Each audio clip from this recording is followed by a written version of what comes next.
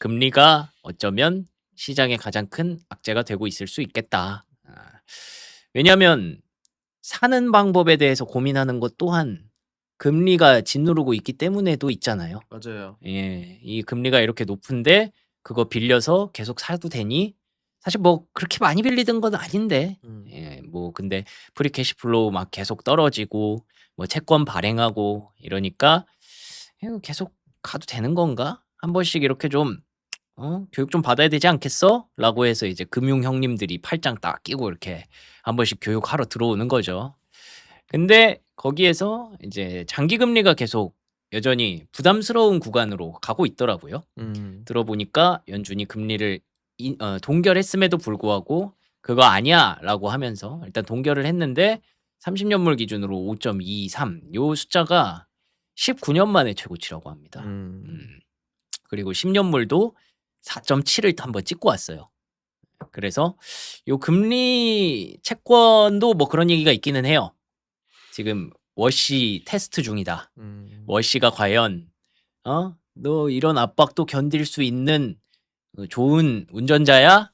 라는 거를 계속 의문을 제기하고 있다던데 뭐 그거는 어쨌든 그것 또한 스토리일 뿐이고 그쵸. 네, 그래서 이 장기 금리가 올라가는 것이 계속해서 아까 말씀하셨던 그런 악재성 재료들을 톡톡 더 건드려서 요만한 건 줄 알았는데 뭐야 이게 요만한 거였나? 하고 자꾸 세상을 좀 오해하게 만드는 그런 부분들이 분명히 있는 것 같습니다. 그러면 이게 금리를 동결했는데도 왜 급등을 했나? 그거에 대해서 제가 좀 궁금해서 막 찾아봤더니 일단은 인상 소수 의견이 3명이 나왔다는 거예요. 네. 그러면은 이게 되게 큰 거래요. 9대 그래요? 3이거든요. 네. 9대 3이면 사실 9가 무조건 우세한 거잖아요. 네.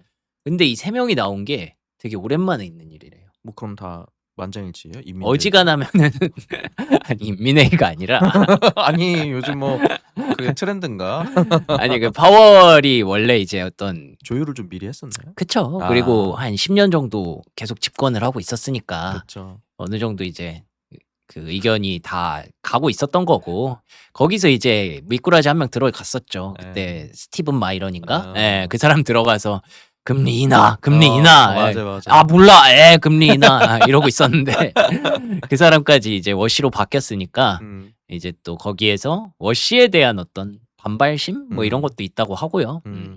그래서 이렇게 되면은 3명이 아니라 앞으로 4명, 5명 늘어나면 점점 이제 호각이 되겠네? 그러면 조만간 이제 금리 인상하겠네? 이쪽으로 해석했다는 분석이 있습니다. 근데 그날의 이제 나스닥의 흐름이 보시면은 이게 우리나라 시간으로 이렇게 쭉 올라가는 구간이거든요. 네. 이 3시에 이제 동결이 발표가 됩니다. 네. 그래서 쭉 올렸어요. 네. 근데 이 동결이 발표됐을 때 9대 3임을 이미 알고 있었거든요. 네. 근데 나스닥이 왜 올라갔느냐 이거예요. 만약에 이것 때문에 그런 거면 이때부터 그러니까. 빠졌어야지. 네, 네. 근데 여기서부터 빠진 거는 그러면 기자회견 이후에 기자회견 동안 네. 뭔가 의구심이 좀 들었나 보다 라고 해석을 할 수 있는 거죠. 근데 그 타이밍에 또 애매하게 만드는 게 마침 또 트럼프 이란 응징 발언이 나왔어요. 눈치가 없어. 진짜 요즘 눈치가 너무 없는 것 같아. 근데 그래서 그것 때문에 이제 금리가 올라가면서 나스닥이 이렇게 빠진 거다라는 분석도 있는데 그 구간을 다시 따라가 보면 여기거든요. 네. 유가가 막 엄청나게 급등 급락을 한 건 없어요. 그렇기 때문에 유가 때문이라고 보기보단 결국에는 이 기자회견에서 뭔가 의구심을 자아냈을 것이다. 확신을 못 준 게 아닐까요? 예, 그런 추론이 가능하죠.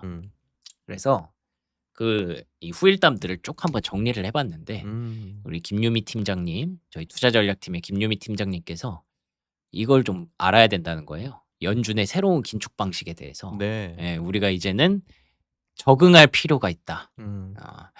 그러니까 이제 watchful waiting이 아니라 watchful thinking이라고 얘기를 했다는 거예요. 이게 무슨 뜻이냐면 어제도 잠깐 이제 제가 이 자리에서 좀 얘기를 했는데 그 야구의 비유를 하면서 이제 심판이 콜을 해주지 않습니까? 네. 스트라이크인지 볼인지 그거를 이제 판단해 주는 게 결국에는 연준이 하는 일이잖아요. 네. 지금 저게 스트라이크일지 볼일지 하다가 짜 스트라이크 이게 나오는 게 이제 연준의 판단이잖아요. 네. 네. 네. 지금까지는 그게 되게 중요했다는 거예요. 파월 때까지는. 어느 정도 거기에서 결정된 바가 있고 그거에 대해서 이제 맞추기 쇼타임 같은 느낌이죠. 예, 네. 그런 게임이었는데 네. 이제는 심판이 일을 안 한다는 거예요. 음. 심판도 같이 본다는 거예요. 그 공을. 그래서 이게 일단 9개 던져봐 공을. 예. 그리고 원 사실 삼진 아웃일 수도 있는 거잖아요. 네. 공 9개 한 던져보면서 음. 한 5구째에서 삼진이었다. 그러니까 이게 결국 동결을 했는데 금리가 올라간 거잖아요. 맞아요. 그러니까 연준의 판단을 중요하게 생각하면 안 되는 시기가 온 거예요. 그러니까 시장에 맡기는 거예요. 아 그래요? 예. 그래서 이제 워시도 그 얘기를 했어요. 어차피 시장이 알아서 잘 긴축을 하고 있었지 않느냐. 나는 이거 되게 시장이 되게 자유로운 게 되게 좋다고 생각한다. 그러면은 내가 굳이 거기다가 손을 뻗어서 더 금리 인상까지 하고 막 앞으로 이렇게 될 것 같다라고까지 얘기하면 그러면 또 오히려 시장이 거기에 맞춰서 움직이기 때문에 맞아요.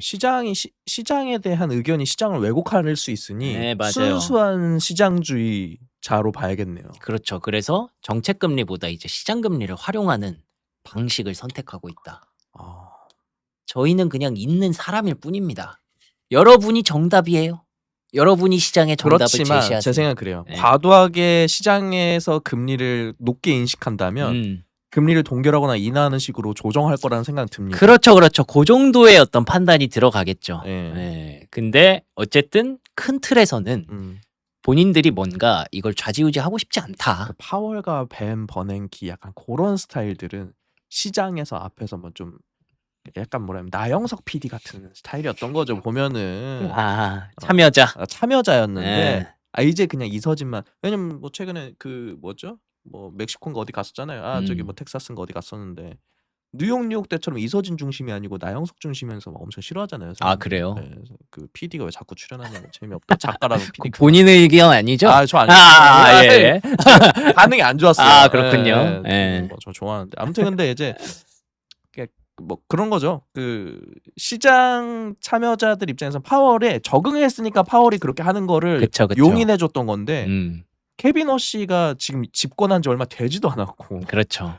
저는 이게 세 명의 소수견 나온 것도 사실 초반이라서 좀 그 갈등이 어느 정도 있다고 보거든요. 그러니까 뭐 전반적으로 새로 집권한 리더에 대한 어떤 장악력이 파악되기 전까지는 그래서 뭐 저는 시장에 더 맡기는 그런 게 아닐까 싶습니다. 근데 그게 그래서 합리적이라고 볼 수도 있지만 일단 좀 피곤해집니다. 우리가. 예. 그러면 이 금리가 뭘로 구성되어 있는가? 왜 이렇게 움직이는가? 우리가 더 공부를 해야 되고. 예. 그냥 너네가 알려줘, 답지 줘 이거였는데 이제는 우리가 공부를 해서 그거를 판단해서 봐야 되는 그런 상황으로 가고 있습니다. 그런데다가 이번 동결을 금리 인상 사이에 뭐 휴지기로 규정한 것도 아니고 뭐 이런저런 이번 결정을 비둘기파적 동결로 해석하기도 어렵기 때문에 2%의 물가 목표치는 분명히 유지된다. 조심해라. 뭐 이러고 있기 때문에 조심해라라는 건 이제 다시 말하면 그거죠. 야, 너네 시장 너네 알아서 이거 금리 조절해. 너네 혹시 이러다가 막 갑자기 막 신나가지고 떨구고 그러면 내가 인상해 버릴 거야. 이거랑 똑같은 거거든요. 그래서 시장에 맡기지만 이렇게 감독으로 저기 무서운 감독으로 이렇게 기다리고 있다라는 거고. 근데 다시 보면은 어쨌든 시장 금리 상승 지금 긍정적이다. 라고 보는 거잖아요. 네네네. 그래서 시장 스스로 과열을 시키려고 한다는 인상을 줬기 때문에 그러면 어쨌든 이 그 높은 금리를 뭐 자기 손으로 뭐 내린다든가 뭐 부담을 줄여준다든가 이러는 것 또한 하지 않겠다는 얘기거든요. 네. 그러면 이제 아까 말했던 그 빅테크 기업들의 자금 조달에 있어서 엔비디아와 같은 빅테크들의 CDS 프리미엄 일제히 상승 중인 것 또한 시장에 계속해서 불안감을 줄 수 있는 거겠죠. 그런 생각을 이제 해야 된다는 거고. 그래서 이제 시장 금리 상승이 사실상 긴축 효과를 만들고 있다는 걸 용인했다는 건 어떻게 보면 그럴 수도 있어요. 왜 우리가 이제 금리를 갖고 이 상승 랠리에 어떤 그 금리 인상이 나오면은 그때가 이제 막 최고가를 팍 치고 끝나지 않을까 이런 생각을 했었는데 네. 이들이 이렇게 계속 관조적인 태도를 보이고 시중금리에 맡기겠다라고 한다면 시중금리의 어떤 자정작용, 그 어떤 긴축 효과, 사실은 그들이 금리를 올리지 않아도 이미 시장은 긴축 효과를 내고 있었다. 그러면 약간은 좀 설명이 되더라고요. 근데 이거 괜찮은 방법인 것 같아요. 예. 시장의 변동성을 굉장히 낮추겠는데요? 근데 지금까지의 왔던 구간에서는 변동성이 엄청 커졌잖아요. 예. 그런데 예. 앞으로는 왜냐하면 예전에는 파월만 믿고 나대는 느낌이었어요, 시장이. 음. 야, 파월이 동결 안 된다, 인하 안 된다 이거 믿고 가는 거였는데 네. 지금 과도하게 나스닥 올리면 또 인상한다는 얘기 나올까 봐 많이 안 올리고 내리고 있으면은 또 인하나 동결할까 봐 더 안 내리고. 그래서 사실은 요 얘기의 궁극적인 그 지향점은 네. 그거예요. 워시가 그렇게 되길 원하는 거고 그리고 인플레이션을 어쨌든 잡는 방향성이라는 거예요. 시장이 알아서 잘 해라. 그렇죠. 라고 알아서 관리해라 라는 부분인데 근데 문제는 워시가 되는 전후의 최근의 상황들이 그거에 우리가 명확하게 인지를 못했잖아요. 네. 인식을 못했기 때문에 워시는 도대체 어떻게 할까? 어떤 사람일까? 막 이거 갖고 엄청 왈가왈부가 있었잖아요. 근데 이미 그 사이에 시장의 긴축은 어느 정도 잡혀가고 있었던 거고 그렇기 때문에 그걸 우리가 몰랐던 상황에서 이러면은 연준의 선택지가 중요한 게 아니네? 그래서 거기서 이렇게 떨어진 게 이게 조금 설명이 되는 것 같습니다. 여기에 플러스 연준의 중요성이 떨어졌을 때 정부의 중요성은 높아질 수 있습니다. 그렇죠. 지금 저희 GDX UX 100님 말씀하신 것처럼 시장에서 나오는 얘기가 금리 동결하고 채권이 발작하면 금리를 어떻게 못하겠구나. 양적 언어로 가자. 뭐 그렇게 가야 될 수도 있죠. 네. 예. 11월까지 중간 선거 할 때까지는 그럼 정부가 돈 푸는 방법밖에 없다. 로 가는 이제 시선들이 나오기 시작하더라고요. 근데 또 그런 생각을 할 수도 있어요. 트럼프라는 사람이 지금 상황에서 뭐 금리 인상을 원하지는 않지만 막 그렇게 부르짖는 것 또한 이거 금리가 부담스러운 거를 알고 있기 때문이 아닐까라는 생각도 할 수 있지 않겠습니까? 그쵸. 이걸 우리가 어떻게 할 수 있는 게 아니구나. 라는 측면에서 약간 그런 걸 잘 해줄 수 있는 인물이 필요했던 거죠. 자기들이 금리 인상을 하지도 않았는데 시장이 알아서 긴축을 하게 만들 줄 그렇죠. 수 있는. 굉장히 무서운 선생님이 됐어요. 맞아요. 사실 맨날 때리고 소리 지르는 선생님은 사실 때리는 것도 별로 안 아픕니다. 맞아요. 근데 이 선생님이 한 번도 맞아보지 않은 애들은 이 선생님이 정색하고 매를 쥐지도 않았는데도 쫄아 있거든요. 그래서 이제 장기 금리는 7, 8월 물가 고용 데이터가 확인되면서 이거 물가가 좀 완화되고 고용도 좀 이렇게 되니까 금리가 내려오겠구나라는 생각을 하게 만들기 전까지는 계속 이제 높은 수준을 유지할 가능성이 있다. 그리고 이때 이게 내려온다는 그런 보장이 없잖아요. 맞아요. 거기서 또 금리는 계속 부담감으로 올라갈 수도 있다라는 건데 그러면 이제 우리가 확실하게 좀 공부를 해야 되는 게 그거죠. 금리가 뭘로 구성되어 있느냐? 네. 일단 우리는 물가가 올라가면 금리가 올라간다고 생각하지 않습니까? 네. 근데 따지고 보니까 금리를 분해하면 기대 인플레이션의 영향은 제한적이래요. 그럼 뭐 때문이에요? 플러스 그 텀 프리미엄이라는 네? 게 있는데 저희 처음 들어보는 텀 프리미엄 이제 기간 프리미엄이잖아요. 네. 기간. 그래서 빅테크한테 뭐 예를 들어서 돈을 빌려줄 때 얼마에다가 뭐 빅테크뿐만 아니라 돈을 빌려줄 때 어느 기간과 빌려주는 양에 따라 프리미엄을 재산정을 하지 않겠습니까? 네네네. 근데 지금 상황에서는 그 프리미엄을 많이 높여서 줘도 다들 가져가는 사람들이 있으니까 그러니까 이 선 프리미엄이 낮아지지 않는다는 거예요. 그만큼 AI에 대한 투자 열기가 높기 때문에 그래서 기대 인플레이션이 높지 않고 이 턴 프리미엄에 대한 이 상승세가 결국에는 이 금리의 상승을 억제하지 못한다면 그러면 이게 사실 해소가 될까요? AI 투자에 대한 열기? 아니요? 저는 해소되지 않을 거라고 보거든요. 네. 그러면 우리는 계속 그 높은 금리와 싸워야 되는 거고 그러면 거기에서 그걸 보고 있는 워시는 그냥 흐뭇해하고 있을 거고 자기가 알아서 시장이 알아서 자정작용을 하는구나. 그러면 우리는 그 자정작용이 당분간 더 이어질 수 있겠구나 라는 생각을 하고 시장에 참여해야 되지 않을까. 근데 이게 뭐 맨날 하는 얘기는 이게 뉴노멀이 돼버리면요 금리가 높다고 생각 안 할 것 같은데요 사람들이? 뭐 그렇게 될 수도 있죠. 근데 그게 이제 뉴 노멀이 되기까지는 거쳐야 될 허들이 좀 필요하죠. 그러겠죠? 예. 아까 말씀하신 것처럼 음. 사는 주체들이 음. 우리 이거 사도 돼. 음. 이 높은 금리 여러분들 이제 이해했지? 높은 금리지만 우리 이거 살 수 있어. 라는 모습들을 계속 보여줄 때까지는 약간 시장이 계속 의구심을 품겠죠. 마치 지금 그러는 것처럼. 네, 그 구간이 지금 필요하다라는 관점을 제가 말씀드리는 거고요. 네. 그게 언제 해소가 될지는 뭐 명확하지는 않습니다. 예, 그래서 그걸 좀 기다려야 되니까 요런 그런 현상이 발생하는 거구나. 예, 그래서 사실 엔비디아 프리미엄 갖고 CDS 프리미엄 갖고 걱정할 이유가 없는데 근데 이런 걸로 이제는 막 오마거를 엮어서 근데 CDS 프리미엄에 대해서 음, 나온 거야 최근 얘기지만 어쩌다 한 번 나올 때 그게 문제인 거잖아요. 맞아요. 이게 예, 주목할 때쯤이면 시장이 굉장히 어두운 상황일 때만 맞아요. 주목을 받으니까. 그것도 맞아요. 예. 예. 그래서 뭐 이런 게 있다. 그래서 그 일각에서는 이 신영증권의 김효진 박사님의 리포트를 보니까 이 방송 많이 나오시는 분이잖아요. 네. 예. 금리를 오히려 지금 인상하는 게 맞을 수도 있다라는 판단을 하더라고요. 그래서 왜 그러냐면 그걸 들어보시면 지금 물가가 잠든 시대가 아니라 깨어난 시대에는 이 양극화 문제가 있기 때문에 여기에서 물가를 좀 안정시키기 위해서 금리 인상을 해야 된다. 이게 뭐 사실 우리가 약간 그 K자 이러면서 계속 용인을 해버렸잖아요. 근데 용인을 하다가 이렇게 가다가 뭐 이렇게 가면 상관없어요. 이렇게 가면 상관없는데 근데 이러다가 얘가 이렇게 가버리면은 그러면은 이거는 시장 전체가 막 어딘가에서 구멍이 나버리면 시스템 리스크가 될 수 있잖아요. 그렇죠. 그렇기 때문에 이 비용 청구를 나중에 크게 받지 않으려면 지금 이 물가를 좀 안정시켜서 이들을 여기로 빠뜨리면 안 된다가 골자더라고요.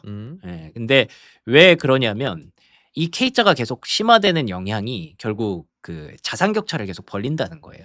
뭐 그렇죠. 예. 돈이 일부 이 자산들을 갖고 있는 사람들의 격차가 점점 늘어나고 주식도 점점 더 불어나고 저금리로 인해서 부의 격차를 벌리고 있기 때문에 그래서 이제 계속 지금 어떻게 보면 비용이 누적되고 있는 거다.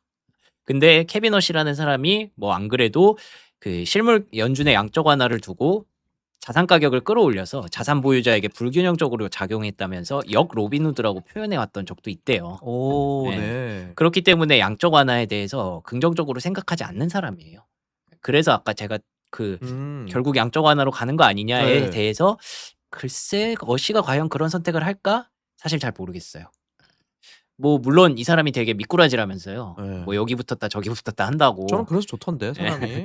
그래서 이렇게 될 수도 있는데 음. 일단 요랬던 기록도 있었다라는 거죠. 그래서 오히려 저소득층의 인플레이션 부담을 조금 완화시켜 줘야 그래야 이제 나중에 엄청나게 커질 수 있는 비용 부담을 지금 조금씩 막아갈 수 있다. 그래서 오히려 금리를 인상했으면 장기 금리가 떨어졌을 수도 있다라고 보더라고요.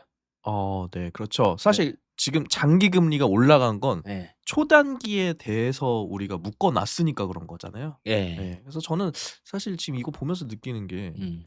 우리가 너무 주식에 미쳐 있어서 지금 못 보고 있는 게 있는데 양극화 있지 않습니까? 네네. 주식의 양극화가 문제가 아니라 부동산 양극화가 심하잖아요. 그것도 심하죠. 그러니까 사실 이게 인플레이션의 부담이 어디서 제일 크게 오냐면 주거비에서 오지 않습니까? 근데 사실 2010년 이후로 그 서프라임 이후로 부동산이 있는 사람들한테 더 가가지고 더 불업할 수 있는 계기가 되었잖아요. 그렇죠. 생각해 보면은 햄버거 뭐 몇천 원 비싸진다고 사람들이 진짜 부담 실니까 저소득층 진짜 부담될까? 전 아니라고 생각해요. 그렇죠. 예, 이 결국에는 저금리 기조를 유지하면서 미국의 자산 격차가 그렇죠. 이런 것들. 예, 상위 1% 자산 격차는 이거 뭐 주식이 오른다고 그 격차가 커집니까? 제가 봤을 때는 그냥 얘네들이 갖고 있는 수많은 그 부동산 때문에 발생하는 게 크지 않나 싶고요. 그렇죠. 그리고 또 미국은 원래 또 주식의 나라니까 그것도 어느 정도 있긴 있겠죠. 그 비중도 크겠죠, 또. 그래서 제때 올리지 못하면 나중에 더 많이 올려야 되기 때문에 이런 것들을 함께 고려하더라도 사회적 비용이 상대적으로 작을 수 있다. 나중에 더 가파르게 올리면 더 큰 청구서를 뒤로 미루는 일에 가깝다. 그 이야기를 왜 하냐면 그래봤자 뭐 연준 금리 올릴 생각 없는 거라며 라고 하지만 이런 얘기들을 고려하면서 지금 3명의 어떤 반대 의견도 나타났을 수 있고 그렇기 때문에 어쩌면 지금 시장의 어떤 그 자정작용을 유도하면서 지금은 만족해하고 있지만 조만간 금리 인상을 선택할 가능성도 있다. 근데 그게 아까 말씀하셨던 선거랑도 어느 정도 비교를 했을 때 예. 어쩌면 9월에 하는 게 합리적이다라는 판단을 하시는 분들이 점점 늘어나고 있습니다. 그리고 그 의견이 음, 집에 적일 때 인상을 하면 문제가 없죠. 그렇죠. 예. 왜냐하면 그건 시장이 좀 준비가 되어 있을 테니까. 왜냐면 이번에 금리 동결할 거라고 누구나 생각을 했으니 동결하고 나서 효과가 별로 안 컸으니까. 그래서 제가 지금 말을 하는 겁니다. 좋습니다. 지금 7월 31일이잖아요. 네. 그걸 생각하면서 여러분들이 뭐 오늘 레오폴드고 뭐고 그게 어쩌면 시장의 핵심이 아닐 수 있다. 예. 그래서 시장은 계속 좀 슬로우하게 갈 수 있다.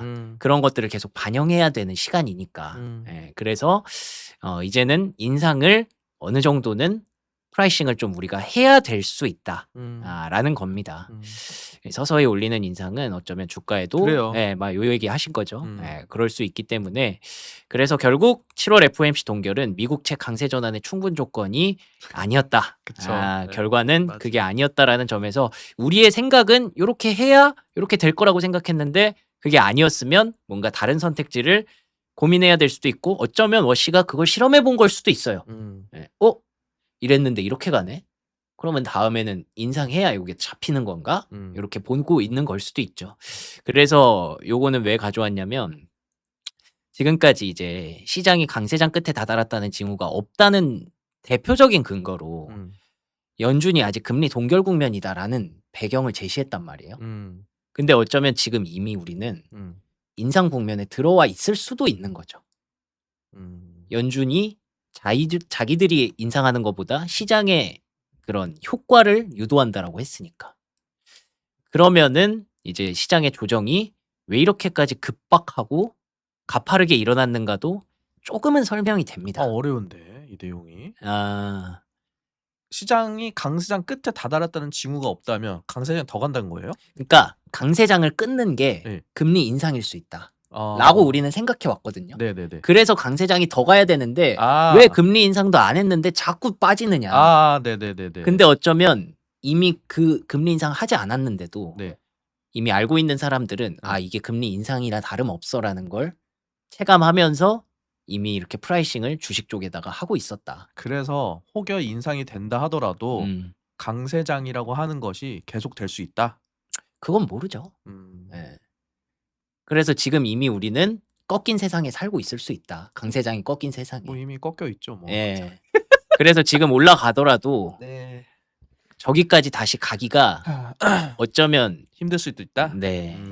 근데 뭐 이제는 좀 받아들여지는 것 같아요. 음. 그 장중 초반에는 잘 몰랐었는데 음. 지나와 보니 그니까요. 그 가격 가는 게 많이 힘들 수 있겠구나. 음. 예. 이게 뭐 어찌됐든 뭐 금리 뭐 이런 것도 중요한데 프라이싱이라고 말하기에는 그냥 반토막 났잖아요. 그쵸. 예. 예. 그러니까 뭐 근데 우리는 우리만 보고 있으니까 문제인데 미국에서는 저게 저 정도 프라이싱 해가지고 뭐 S&P 조금 빠지는 건 기스도 안 나니까. 예. 그러니까 최근에 진짜 많은 고민들을 했는데 결국 제가 뭐 모든 것들이 잘 풀리지 않았지만 제일 안 풀렸던 건 이 누가 이걸 보내줬어요. 이 버블이 꺾이는 차트. 하이먼 민스키. 예. 예, 봤습니다. 뭐 예전부터 하이먼 민스키 나왔는데 아니, 너무 비슷하게 생겼는데 생긴 건 비슷하게 생겼죠. 버블이 아니잖아요. 예, 저는 하이먼 민스키는 그냥 뭐 저희가 2달 전부터 하이먼 민스키 나오는 사람들에 대해서 굉장히 그 혐오를 갖고 있는데 네. 튤립 버블 네. 뭐 이런 거랑 왜 비교를 하는지 모르겠어요. 돈을 이렇게 잘 버는데. 그렇죠. 그래서 버블이 아닌데 어떻게 이럴 수가 있지? 어떻게 이렇게 똑같은 차트가 일단 나올 수가 있는 거죠. 코스피 기준으로. 그럼요. 그거에 대해서 이제 계속 고민을 하다가 어쩌면 그게 이제 버블은 아니지만 예. 이 강세장의 어떤 꺾임을 우리는 받아들여야 하는 건가? 그런 생각이 좀 들더라고요. 그런 생각 또 이제 적응이 되는 건 하이먼 민스키까지는 아니어도 음. 밸류에 대한 하이먼 민스키 정도는 적용할 수는 있겠다. 그러니까 이제 어제도 얘기했지만 이 주가가 이렇게 형성이 돼 있으면 이만큼이 실적이고 이만큼이 금리에 따른 멀티플이잖아요. 네. 근데 우리가 지금 여기까지 만약에 뭐 갔다고 채워놨었지. 치면은 근데 지금 실적은 계속 유지가 되고 있었는데 맞아요. 왜 주가가 계속 떨어지냐 이거에 대해서 궁금해했던 거잖아요. 그러면 실적이 나쁘지 않은 상태로 혹은 계속 증가하는 게 유지가 되고 있었다면 여기가 좀 가파르게 떨어지고 있었을 수 있는 그랬을 거죠. 수도 있죠. 예. 예. 그래서 어쩌면 이게 떨어지는 속도랑 이게 올라가는 속도가 호각이면 그러면은 이게 주가가 유지됐어야 되는 거잖아요. 맞아요. 그래서 실적에 대해서 정말 막힘없이 좋은 실적을 제시해야만 이거를 받쳐줄 수 있었던 거죠. 그래서 뭐 구글이나 뭐 테슬라가 흘러내린 이유도 어쩌면 그것 때문이었을까 싶기도 한 거죠. 우리가 좀 많이 시간이 지나쳐 와서 그렇긴 한데 6월 중순 이후로 저 금리에 대해서 호재인 게 뉴스가 한 개도 안 나왔어요. 맞아요. 그러니까 사실 전쟁이 우리가 너무 무뎌져서 그렇지 전쟁이 맞아요. 금리에 결코 호재가 아닌데 하나도 한 치 앞도 앞으로도 못 가고 계속 뒤로 가고 있잖아요. 그래서 나오는 게 네. 그거예요. 전쟁이라도 조금 완화되면 아 크죠. 이제는 예, 커졌다고 생각합니다. 진짜 커요. 예, 그래서 그 6월 말쯤 뭐 전쟁 뭐 심하게 하는 얘기 나오면은 그거 뭐 어쩌라고 뭐 타고 하겠지 뭐 이거였는데 네. 이제는 이게 굉장히 중요해졌다고 봅니다. 예. 그래서 요게 이제 주가를 구성하는 거라면 금리를 구성하는 것도 아까 그 뭐 이제 기대 인플레이션과 턴 프리미엄이 있다 했잖아요. 네. 여전히 턴 프리미엄은 어떻게 꺾일 수가 없어요. AI 투자가 지속되면. 그렇죠. 근데 이 기대 인플레이션이라도 조금 꺾어주면 금리는 요렇게 가고 있다가 여기서 좀 꺾일 수 있잖아요. 네. 그것만으로도 시장은 충분히 여기에 있는 이 밸류, 멀티플 밸류를 좀 더 끌어올려줄 수 있다. 당연하죠. 예. 그래서 이게 아주 중요해졌습니다. 제가 봤을 때는 금리와 유가가 그러니까 저 턴 프리미엄은 일부라고 생각합니다. 저거에 해당하는 대상은 극히 일부. 우리가 투자하는 기업도 극히 일부잖아요. 근데 저 금리에 대한 대상자는 전 세계입니다. 맞아요. 그러니까 곱해지는 앞에 개수가 너무 크기 때문에 저 금리는 꺾이기만 하면 굉장히 큽니다. 그래서 제가 갖고 있었던 의문 중에 하나도 그것도 있었어요. 아니 미장도 왜 꺾이기 시작하는 거지? 그러니까 사실 D램만 꺾였으면 모르겠는데 맞아. 다 예. 꺾였어요 그냥. 그냥 반도체 AI 하드웨어 섹터를 그냥 줄줄이 몇 %를 폭락시켰어요. 30-40%를 폭락시켰잖아요. 네, 이번 달 우울했던 이유는 뭐였냐면 국장도 이 모양인데 미장은 더 쳐박았더라고 보니까. 그러니까 왜냐면 저는 소프트웨어 들고 있단 말이에요. 소프트웨어라도 오르던가 그러면. 맞아. 근데 소프트웨어조차 안 올라요. 그러면은 이제 이 뭔가 전체적인 시스템을 집도할 수 있는 무언가에 약간은 우리가 보지 못하는 그런 구멍이 있었을 수 있겠구나. 그게 금리였던 거죠. 뭐. 네, 그렇게 이제 뒤로 추론을 하는 거고 어쩌면 만약에 이제 반도체가 뭐 일단 오늘은 오르겠지만 요걸로 인해서 계속 저 부분들을 문제를 일으킨다면 그럼 또 마침 미국 쪽에서 봐야 되는 게 이제 뭐 아까 말씀하셨던 소프트웨어 라든지 애플이 그래서 또 올라간 거죠. 애플은 뭐 금리고 뭐고 현금 보유량이 압도적이니까. 그쵸. 그래서 반도체와 소프트웨어의 상관관계가 완전히 역으로 떨어졌기 때문에 소프트웨어가 뭐 중요한 부분이 될 수 있다. 그래서 하이퍼스케일러가 어쩌면 지금 약간 내러티브의 주도권도 확실히 갖고 가는 것 같잖아요. 맞습니다. 파는 게 중요한 게 아니라 사는 사람이 중요해졌다. 그쵸. 그렇기 때문에 하이퍼스케일러 쪽에 주도력이 점점 더 강화되는 구간으로 갈 수 있겠다라는 점이고 그래서 말씀드린 대로 결국 물가에 달려 있다. 이 물가가 유가가 연준이 나서기에 할 수도 있고 안 나서게 할 수도 있는 거고 그리고 금리를 떨어뜨릴 수도 있고 올릴 수도 있기 때문에 그래서 또 전쟁이 중요한데 전쟁이 진짜 이거 뭐 맛이 갔잖아요 지금. 전 진짜 그래서 워시 선정은 좋았다. 맞아요. 버퍼를 하나 만든 것 같아요. 음. 저는 무슨 생각이냐면 나중에 지금 시장이 바뀌었잖아요. 워시가 달려든 때는 이미 시장 죽었을 때입니다. 맞아요. 네, 그러니까 워시가 들어가서 개입을 할 정도가 되면은 시장이 진짜 처참하게 그 선혈이 낭자한 판이 돼버려서 이제 수습하러 들어가는 거고 시장에서 알아서 해주기 전까지 버퍼 만들어줬다고 생각해요. 네, 그래서 이런 것들을 보시면서 이제 중기적인 그런 계획을 좀 짜셔라 라는 말씀을 미리 좀 드렸습니다. 오늘 어렵다. 뭐 초치는 건 아니고요. 오늘은 즐기면 되고 근데 거기에서 이제 올라가는 구간에서 얼마나 세게 올라가나 며칠 동안 올라가나 이런 것들을 보면서 야 이거 혹시 뭐 주도주가 약간 좀 뭐 반대가 생기나 뭐 이런 것도 좀 보셔야 될 것 같고 하나만 그래도 금리 관련해서 하나만 저 긍정적인 거 네. 얘기하면은 그 영국의 부도율이 굉장히 올라갔지 않습니까? 예. 미국 사모펀드 부도율도 꽤 올라갔더라고요. 사모신용 부도율이 6%까지. 아까 이제 GDX유님 말씀하신 것처럼 음. 금리 못 올린다. 음. 근데 못 올리는 배경이 다양한 것도 있을 수 그쵸? 있는데 예. 저는 이것도 크다고 생각해요. 그렇죠. 예. 이걸로 터지기 시작하면 또 답 없어집니다. 음. 예. 그래서 기본적으로는 이제 동결이 우세한데 여전히 우세한데 이제 9월부터는 얘기가 많이 달라질 수 있고 그냥 제 감정적으로 7월에 이게 당연히 동결인데 약간 쫄리는 거예요 자기 전에 어젯밤부터 그 엊그제 밤부터 분위기가 근데 그 분위기에서 안 쫄 수가 있나? 그쵸. 저 이번 주에 진짜 5번 미만 깬 밤이 없는데 다 그 초과해서 깼었는데 그게 쫄려가지고 이건 약간 이제는 좀 더 긴장하고 금리를 봐야겠구나.